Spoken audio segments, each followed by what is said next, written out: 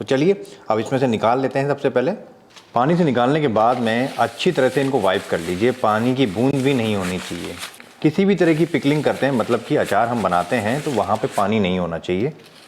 कच्चे आम का जो टॉप होता है उसको निकाल लीजिए और छोड़ना है इस तरह से, क्योंकि इसमें से जूस निकलता है, दूध निकलता है, वो निकलना बहुत ज़रूरी होता है। जहाँ से हमने इनको काटा था वहाँ से इनको एक बार साफ़ कर लीजिए। अब बारी आती है इनको काटने की। अक्सर हम बाहर से कटवा के ले आते हैं, लेकिन मेरी कोशिश ये रहती है कि घर पे ही इसको काटें। अगर आपके पास में बड़ा वाला नाइफ़ है, और जो आम काटने का जो कटर आता है वो भी 100-150 का आता है, ज़्यादा महंगा नहीं आता है। अगर आप इसकी गुठली रखना चाहते हैं तो बहुत अच्छी बात है, वरना बिना गुठली के भी बना सकते हैं, लेकिन जो टेस्ट आता है वो गुठली के साथ ही आता है। तो सबसे पहले तो इसको 1 का 2 करते हैं। जितने बड़े पीस चाहिए उस हिसाब से आप इसको काट सकते हैं। ये देखिए, ये कट गया यहाँ पे। बहुत ज़्यादा छोटे ना करें और बहुत ज़्यादा बड़े भी नहीं होने चाहिए। कच्चे आम की कटिंग यहाँ पे हो चुकी है। अब बारी आती है इनको धूप में सुखाने की। तो धूप में सुखाने के लिए एक कपड़े का इस्तेमाल किया मैंने यहाँ पे। धूप में सुखाया क्यों जाता है? धूप में सुखाने की वजह से थोड़ा प्रिजर्व हो जाते हैं, लेकिन एक बहुत बड़ी गलती हम यहाँ पे ये करते हैं कि इनको बहुत ज़्यादा देर तक धूप में सुखा देते हैं। अगर बहुत ज़्यादा देर तक इनको धूप में सुखा दिया तो ये ड्राई हो जाएंगे, फिर खाने में मज़ा नहीं आएगा। धूप अगर कड़क है तो आप 2 घंटा बहुत रहेगा, और अगर बहुत ज़्यादा कड़क नहीं है तो 4 से 5 घंटे भी सुखा सकते हैं। तो चलिए इनको ले चलते हैं धूप पे।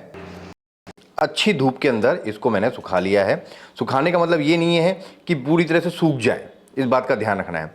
ज़्यादा श्रिंक हो जाएंगे तो फिर काफ़ी टाइट हो जाएंगे और खाने में मज़ा नहीं आने वाला है। अब क्या करेंगे, एक बाउल में मैं इसको डाल देता हूँ। अब आती है सेकंड स्टेज। सेकंड स्टेज के अंदर नमक के साथ में इसको मैरिनेट किया जाता है। तो मैं यहाँ पे सेंधा नमक का इस्तेमाल कर रहा हूँ, आप चाहें तो नॉर्मल नमक का इस्तेमाल कर सकते हैं। नमक मैंने डाला है 2 छोटे चम्मच यहाँ पे। अब इसको नमक के साथ में छोड़ देंगे। नमक हम बाद में भी डालेंगे और पहले भी डाल रहे हैं। पहले जो डाल रहे हैं हम मैरिनेशन के लिए डाल रहे हैं।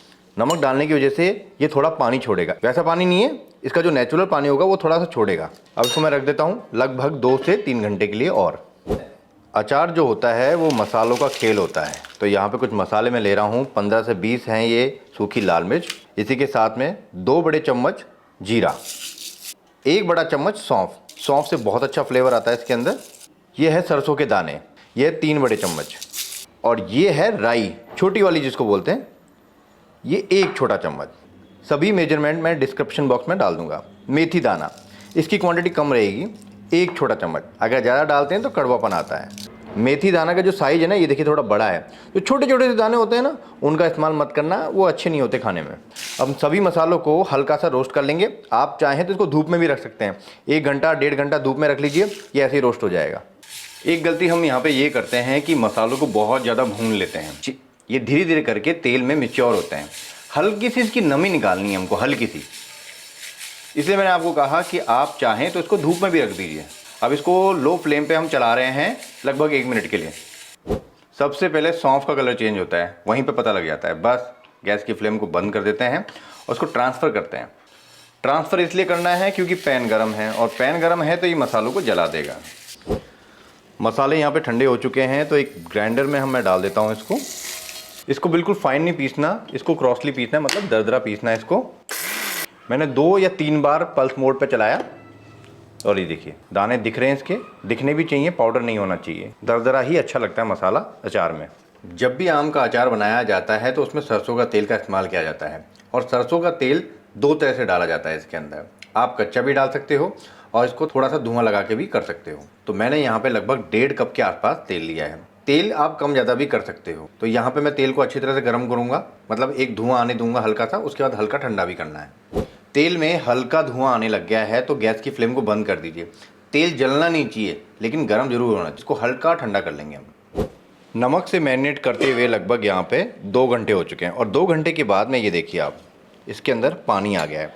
अब आपके दिमाग में ये आएगा कि पानी की वजह से तो ख़राब हो जाएगा, लेकिन ये जो पानी आया है ये इसका नेचुरल वाटर है, हमने कोई पानी नहीं डाला है, इसका नेचुरल वाटर है, और ये आना ज़रूरी है, और इसकी वजह से अचार बिल्कुल भी ख़राब नहीं होगा।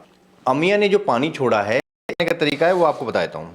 जैसे बहुत ज़्यादा क्वांटिटी में बनता है ना, वहाँ पे क्या करते हैं, इसका पानी अलग करके उसमें मसाला डाल देते हैं, जिससे मसाला थोड़ा सा भीग जाता है। लेकिन हमारे पास में बहुत ज़्यादा क्वांटिटी नहीं है, तो यहाँ पे हम इसी में मिक्स कर देते हैं। 1 छोटा चम्मच नमक और डाल दूँगा मैं यहाँ पे। अगर आपको ऐसा लगता है कि नमक कम पड़ रहा है तो आप लास्ट में टेस्ट करके भी देख सकते हैं। एक बढ़िया सा कलर आ जाए उसके लिए लाल मिर्च पाउडर भी मैं यहाँ पर ऐड कर देता हूँ, 2 छोटे चम्मच। ये कश्मीरी लाल मिर्च पाउडर है। और 1 छोटी चम्मच यहाँ पे हल्दी। ये हो गई कलौंजी आधी छोटी चम्मच के आसपास। अजवाइन 1 छोटी चम्मच, हल्का सा क्रश करके इसको भी ऐड कर देते हैं यहाँ पे। अगर आपको हींग का टेस्ट अच्छा लगता है तो हींग जरूर डाल सकते हैं इसके अंदर, 1 छोटी चम्मच। डायरेक्ट तेल इसमें नहीं डालना है, या मसाले के अंदर डायरेक्ट तेल नहीं डालना है। क्या करना है, ये जो मसाला हमने डाला है इसको सॉफ्ट करते हैं थोड़ा सा, इसके नेचुरल वाटर के साथ में थोड़ा सॉफ्ट हो जाएगा। मसाला ड्राई नहीं होना चाहिए। अब इस मसाले को थोड़ा सॉफ्ट होने देते हैं, लगभग 10 मिनट के लिए छोड़ देते हैं। लगभग 10 से 15 मिनट हो चुके हैं यहाँ पे। ये जो मसाला था ये सॉफ्ट हो गया बिल्कुल, अब इसने पानी को ऑब्जर्व कर लिया यहाँ पे, ये देखिए। और अब हम यहाँ पे तेल डाल सकते हैं। तेल हल्का सा ठंडा हो गया है, गरम तेल नहीं डालना चाहिए। अचार के अंदर यहाँ पे विनेगर का भी इस्तेमाल कर रहा हूँ। वैसे विनेगर डालना ज़रूरी नहीं है, पहले के टाइम पे विनेगर नहीं डाला जाता था, लेकिन तेल ज़्यादा डाला जाता था तो अचार ख़राब नहीं होता था। कहते हैं कि तेल में पूरा डूबा हुआ होना चाहिए, वो अचार कभी ख़राब नहीं होता। लेकिन अगर आपने विनेगर इसमें ऐड कर दिया है तो बहुत ज़्यादा तेल से भरने की ज़रूरत नहीं होती है। ये देखिए कितना अच्छी तरह से रस बस गया इसके अंदर ये। अब जो इसका मसाला है ना, मसाला खाने में आपको बहुत मज़ा आने वाला है क्योंकि मसाला सॉफ्ट हो गया है इसके अंदर। अब बारी आती है इसको स्टोर करने के लिए। स्टोर करने के लिए आप कांच का जार ले सकते हैं जिसमें ढक्कन लगा हुआ हो, या फिर आप कोई जो बरनी आती है चीनी मिट्टी की उसका इस्तेमाल कर सकते हैं। ध्यान रखना है किसी तरह का पानी नमी कुछ भी नहीं होना चाहिए, बर्तन बिल्कुल साफ़ होने चाहिए, किसी तरह का जूठा नहीं लगना चाहिए। ये सबसे बड़ी शर्त होती है अचार लगाने की। तो हमने बिल्कुल अच्छी तरह सुखा लिया था इसको, उसके बाद में अब इसमें स्टोर कर देते हैं। इसको कभी टैप नहीं किया जाता ज़ोर ज़ोर से, मतलब दबा के इसको भरा नहीं जाता है। जितना आसानी से आ सकता है उतना इसको फिल किया जाता है। इसको जगह होनी चाहिए, थोड़ी सी एयर होनी चाहिए इसको फैलने के लिए, इसको पकने के लिए। आप इसको कवर कर सकते हैं यहाँ पे। आप चाहें तो कोई सूती कपड़ा बांध के भी इसको रख सकते हैं। ये लगभग 2 दिन के अंदर खाने लायक हो जाता है। वैसे 15 से 20 दिन के बाद में इसका असली टेस्ट आता है। तो चलिए इसको मैं 2 दिन के लिए धूप में रख देता हूँ।